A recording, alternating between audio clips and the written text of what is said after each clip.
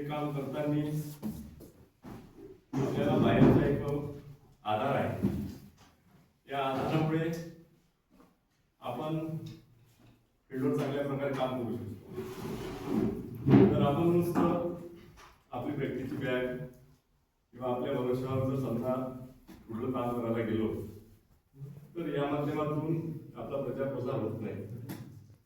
त्यामुळे बायो हा ब्रँड आपल्यासोबत असणं म्हणजे ही एक शक्ती आपल्यासाठी आहे.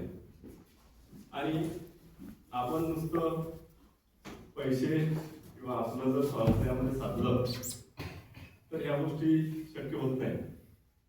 आपण पशुपालनाचं हित जेवढा आपण जोपासू तर तेवढा आपलं या माध्यमातून आपला स्वतःचाही विकास आपोआप होतो. आता मी फील्डवर 2008 पासून कार्यरत झालो आहे. तर मला आतापर्यंत 18 वर्षे पूर्ण झालेले आहे. आणि या प्रवासामध्ये सगळीकडे असा आनंद आपल्याला मिळत गेला. काही आपल्याला चांगल्या चांगल्या लोकांसोबत आपल्या ओळख परिचय आणि त्या गोष्टीचा आपल्या पर्सनल डेव्हलपमेंटसाठी पण आपल्याला उपयोग होतो. आपण एकटे एका गावात राहून जर आपण कार्य करतो म्हटलं, जसं माझं गाव काचूर्ण आहे, तर मला मर्यादा येतात.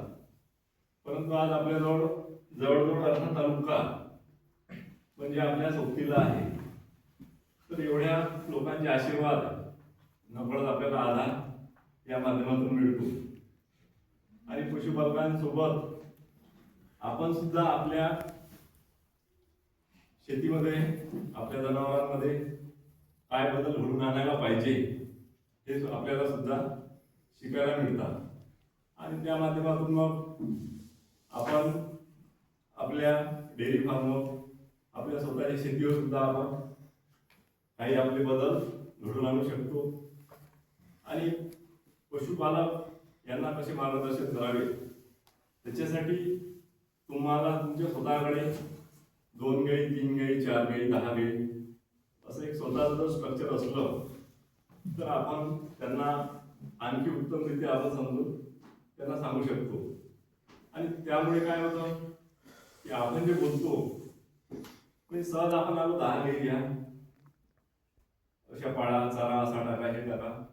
तर तुमच्याजवळ बॅकग्राऊंड नसेल, तुमच्याजवळ 2 गाई नसेल, 10 गाई नसेल, तर तुमच्या बोलण्याला वजन येत नाही.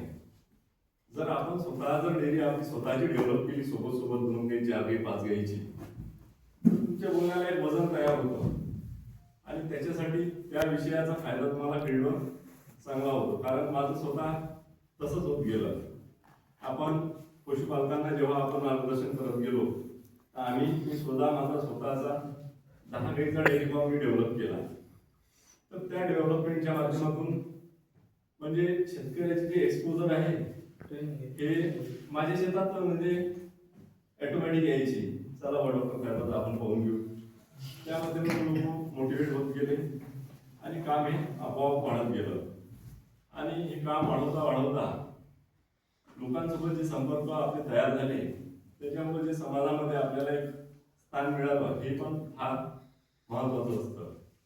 त्याच्यामुळं आपण या फील्डमध्ये एक डॉक्टर होण्यासाठी किंवा आपल्याला 2 पैसे मिळण्यासाठी एकदम ह्या हव्यासानं न येता पशुपालनाचं जे आपण डेव्हलपमेंट कशी झाली पाहिजे हे जर आपल्या मनात ठेवलं तर त्या सोबत पशुपालक आणि आपला विकास हा सहज होतो.